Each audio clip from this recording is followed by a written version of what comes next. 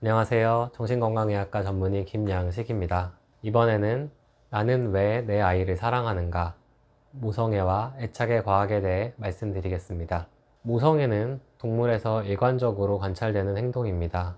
알을 낳는 어류, 파충류, 조류에서 젖을 먹이는 포유류까지 어미가 알을 부화시키고 갓 낳은 새끼를 젖을 물려 키우는 행동이 나타납니다. 리처드 도킨스와 같은 진화생물학자의 설명에 의하면 모성애는 자신의 유전자를 더욱 안전한 환경에서 효과적으로 보존하여 유전자의 생명을 영원히 지속하는 생물학적인 목적에 대한 가장 적합한 행동이기도 합니다. 모성애의 목적에 대해 정확히 말할 수는 없지만 모성애가 엄마의 생활을 바꾸고 아이의 생존에 결정적인 역할을 하는 것은 확실합니다. 모성애가 엄마의 사랑이라면 애착은 엄마와 아이 간의 사랑이며 유대관계입니다. 인간의 모성애는 과학적인 측정이 어렵지만 애착은 확고한 심리학 실험과 세계적인 이론을 토대로 인정받고 있습니다. 존 볼비의 고아원 영유아 관찰, 콘라트 로렌츠의 갓 부화한 오리의 각인에 대한 발견, 해리 할로우의 헝겊 엄마와 철사 엄마를 이용한 아기 원숭이의 선호도에 대한 실험, 그리고 메리 에인스워스의 낯선 환경 실험으로 본 안정 애착과 불안정 애착 등 일관되고 탄탄한 설명이 애착 이론을 지지하고 있습니다. 엄마와 아이 간의 애착은 생후 3년에 걸쳐 형성이 되고 엄마의 애착 양상이 아이의 애착에도 큰 영향을 미치는 것으로 알려져 있습니다. 동물 실험을 통해서 모성애와 애착은 옥시토신과 관련이 있다는 것을 알게 되었습니다. 옥시토신은 뇌의 시상하부에서 만들어져 다른 뇌 부위와 전신으로 분비되는 신경 펩타이드 호르몬으로 9개의 아미노산으로 이루어진 간단한 구조의 물질입니다. 분만과 양육에 중요한 호르몬으로 자궁 수축을 돕고 출산 이후에는 젖샘의 근육을 수축하여 수유를 돕는 것으로 1900년대에 처음 알려졌습니다. 그래서 옥시토신은 산부인과 진료에서 분만 촉진제로 1950년대부터 사용하는 약물이기도 합니다. 옥시토신이 모성애와 연관이 있다는 것은 1970년대에 새끼 쥐를 전혀 돌보지 않는 처녀 쥐에 옥시토신을 주입하였더니 엄마 쥐처럼 새끼 쥐를 돌보는 모성 행동을 한 연구에서 알게 되었습니다. 그리고 동물들 중 일부 일처제로 지속적인 애착 관계를 유지하는 초원 들쥐에서 옥시토신 수용체가 다른 쥐종에 비해 더 높다는 것을 알게 되면서 옥시토신이 모성애와 애착의 호르몬이라고 알게 되었습니다. 그리고 최근 연구에서는 엄마 쥐의 청각 관련 내부위에서 새끼 쥐의 울음소리에 선택적으로 잘 반응하는 신경세포 반응을 관찰하였고, 처녀 쥐에서도 옥시토신이 주입되면 새끼 쥐의 울음소리에 반응하게 되는 신경세포 반응을 관찰하였습니다. 이와 같이 옥시토신의 생성과 뇌에서의 작용 등 연구 결과가 나오고 있지만 옥시토신과 모성애에 대한 정확한 작용 기전은 아직 연구가 필요합니다. 사람에서는 옥시토신이 매우 소량 분비되는데 특히 뇌에서 작용하는 양을 측정하기가 쉽지 않아 연구가 어렵습니다.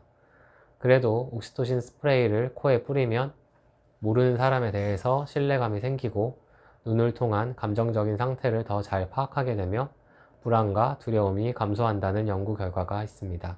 출산 전후기 우울증은 산후 우울증을 포함하는 개념으로 임신 중 그리고 출산 후 4주 이내에 주요 우울증 사파에 해당할 경우에 이를 진단합니다.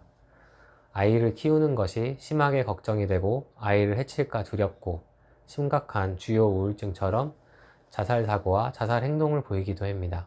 출산 전후기 우울증의 경우 체내 옥시토신 분비가 더 적다는 연구 결과가 있습니다. 후속 연구를 했지만 출산 전후기 우울증 환자에서 비강 내 옥시토신 스프레이 치료가 효과가 있다는 결론을 내릴 수는 없었습니다. 추가로 옥시토신의 효과를 본 엄마들을 따로 나누어 보았는데 출산 전후기 우울증을 겪은 엄마는 주변 사람들과 애착 관계를 형성하는 것이 어려웠고 불안 증상이 많은 편이었습니다. 즉, 애착 문제를 가진 출산 전후기 우울증 엄마에서 옥시토신 치료가 애착 관계도 호전을 보이고 우울증상에서도 효과를 보일 수 있다는 해석을 조심스럽게 할 수 있었고, 현재는 이를 증명하기 위한 연구가 더 필요한 상황입니다. 요약하면 아직 장담할 수는 없지만 옥시토신이 출산 전후기의 애착과 관련된 기분장애 효과를 보일 수 있는 단서는 보입니다. 그리고 옥시토신이 정신질환의 치료에 쓰이기 위해서는 옥시토신의 작용에 대한 이해가 선행되어야 합니다. 옥시토신과 두 개의 아미노산만 다른 바소프레신도 사회적인 행동에 기여하는 것으로 알려져 있습니다. 하지만 옥시토신이 불안과 두려움을 누그러뜨리는 효과를 낸다면 바소프레신은 긴장을 높이고 방어적인 행동을 유발합니다. 바소프레신과 옥시토신이 서로의 작용을 막기도 합니다. 옥시토신이 남녀 모두에서 작용하여 관계를 형성하고 유지한다면 바소프레신은 남성 호르몬에 반응하여서 침입자로부터 자신의 가족을 지키는 행동과 연관이 있을 것으로 생각됩니다. 동물 연구에서 수컷쥐에 옥시토신을 주입하였을 때는 새끼쥐를 돌보는 모성 행동을 보이지는 않았지만 수컷 간의 공격적인 행동이 줄고 경쟁이 감소하는 양상이 관찰되기도 하였습니다. 사람에서는 아빠도 아이가 태어난 이후 체내의 옥시토신 농도가 높아지는 연구가 있습니다. 출산과 수유를 겪으면서 아이가 태어나기 전에 옥시토신 농도가 높은 엄마와는 다르게 아빠는 아이를 보살피고 만지면서 옥시토신 농도가 점차 올라간다는 것이 연구자의 해석이었습니다. 이와 같은 연구를 통해 아빠에서도 옥시토신이 역할을 하고 부성애와 아빠, 아이의 애착에도 생물학적 근거가 있다는 것을 알 수 있습니다.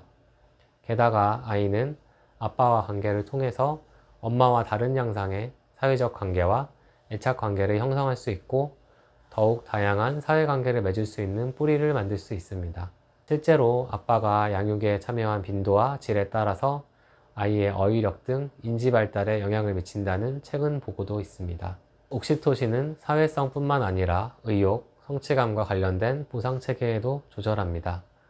또한 옥시토신은 스트레스 호르몬 체계인 시상하부, 뇌하수체, 부신피질, 축을 억제하는 역할도 하여서 스트레스 호르몬에 대한 반응을 줄여주기도 합니다.